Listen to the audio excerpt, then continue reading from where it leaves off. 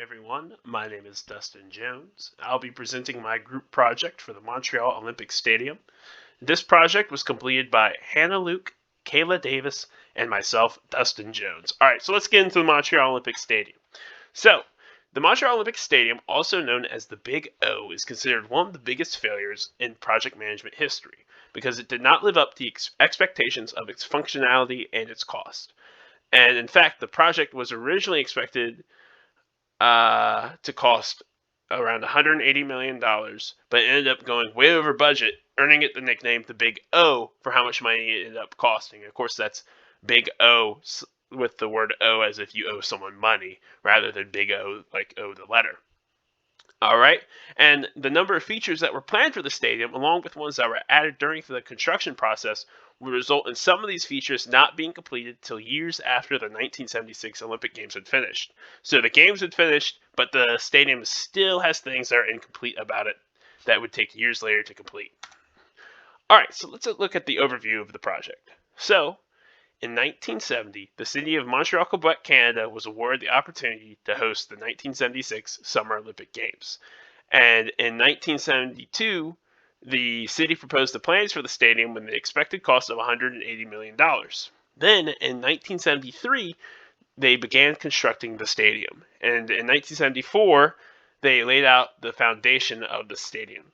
So looking at those last two, 1973 and 1974, it wasn't until 2 years after they won the bid that they actually started construction. And then in 1976, the stadium was completed in time to host the 1976 Olympic Games. However, the tower and roof had not been completed. And at this point in time with the project, they had already spent $922 million just on the stadium. And then from 1986 to 2006, they would complete the tower and the roof and would end up paying for additional repairs to the roof, and that would end up costing $448 million extra to what they already had paid. And in the end, it took 30 years to complete, and they ended up spending around $1.2 billion. So, now let's just look quickly at the life cycle of the project. So, again, initiation. So in 1970, they were awarded the bid for the project, and so they began on that. And then they started planning the project and planned on it for 2 years and finished planning in 1972. Then in 1973, they began their execution. And of course, during that time, you had management monitoring the status of the project. And then, of course, closure. The project had a deadline. The stadium needed to be able to be used for the Summer Olympic Games in 1976. So that's when they closed out the project technically, but they were still working on it years later after the games, of course, because the stadium wasn't finished. Now we're going to go ahead and take a look at the Iron Triangle, because the Iron Triangle provides a good look into how the project was a failure. All right. So first thing on the Iron Triangle we're going to look at is cost. So, total cost of the stadium was originally estimated and budgeted to be around $180 million. But by the start of the Olympic Games, the total cost of the stadium was already over $900 million. So that's around 700% over budget already. All right, and then the tower was finally completed in 1987, and it added an additional $400 million to the cost of the stadium. So now they're, almost 80%, 88,800, my bad, percent over budget. And then to recoup the cost of the stadium, the Quebec government had ended up introducing a tobacco tax. And they would have the citizens pay off the cost of the stadium through tobacco tax, because it's a government. Of course, they do that.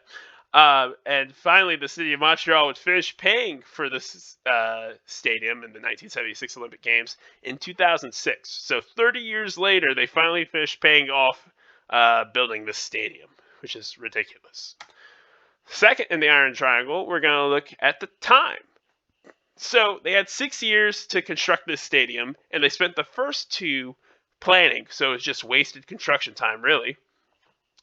And in order to make up for this lost time and increase productivity of the construction, they had to use double shifts and overtime in order to finish the stadium. And now the main issue, though, facing this project was actually the congested construction site, because they weren't able to use scaffolding due to the design of the stadium. So they had to use cranes in order to lift personnel and materials. And if you know anything about cranes, they take up a lot of room.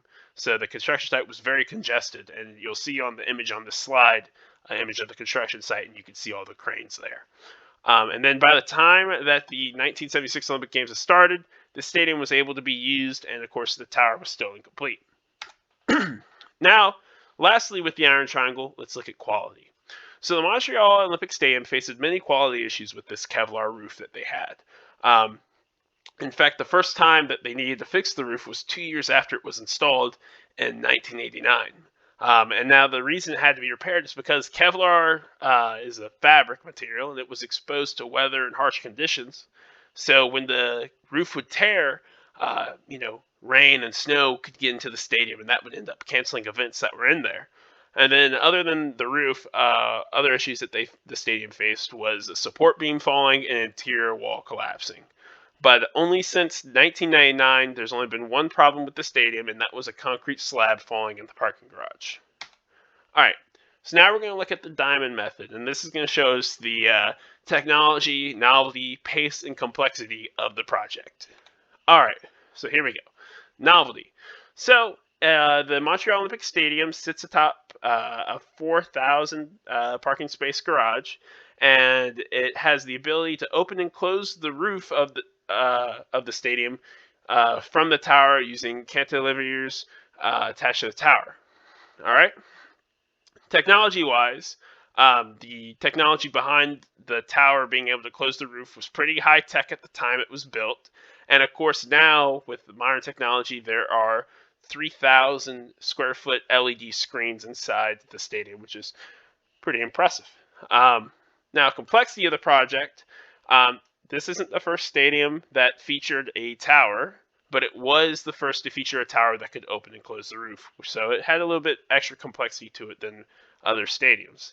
And of course, with the pace, the Olympic Games had to be hosted in 1976, so the stadium had to be ready in order to host those games. So there was a time-sensitive element to the project.